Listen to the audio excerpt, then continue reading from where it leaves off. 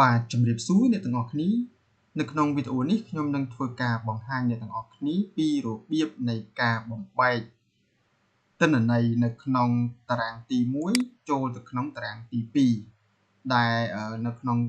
តារាងទី1គឺយើងធ្វើការបំបែកក្នុង cell នីមួយៗទៅចូលក្នុងតារាងទី2អញ្ចឹងដើម្បីបំបែកគឺយើងត្រូវ select ទីតាំងcolumn មួយណាដែលយើងចង់បំបែកបន្ទាប់មកទៀតយើងជ្រើសរើសយកពាក្យ data បន្ទាប់មកទៀតយើងយកពាក្យ text to column បន្ទាប់មកទៀតយើង select យកពាក្យ delimited បន្ទាប់មកទៀតយើងជ្រើសរើសយក next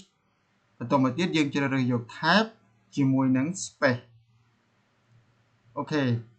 បន្ទាប់មកទៀតយើងជ្រើសរើសយកពាក្យថា next ទៀតបន្ទាប់មកទៀតកន្លែងនេះគឺជ្រើសរើសទីតាំងដែលយើងចង់ដាក់អញ្ចឹងខ្ញុំចង់ដាក់ចាប់ពីfirst name នេះទៅនេះ first name នេះទៅអូខេអញ្ចឹងខ្ញុំ select នៅលើទីតាំង first name បន្ទាប់មកទៀតខ្ញុំចុចពាក្យថា finish ចុចពាក្យថា OK អញ្ចឹងវានឹងចាប់ផ្ដើមបំបែកចាប់ពី cell មួយនេះឃើញទេអូខេអញ្ចឹងទិន្នន័យរបស់យើងបានបំបែករួចរាល់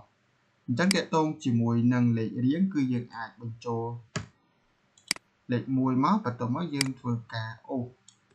វាទៅគឺវានឹងចាប់វាអូតូ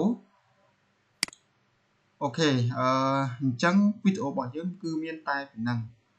សូមអរគុណ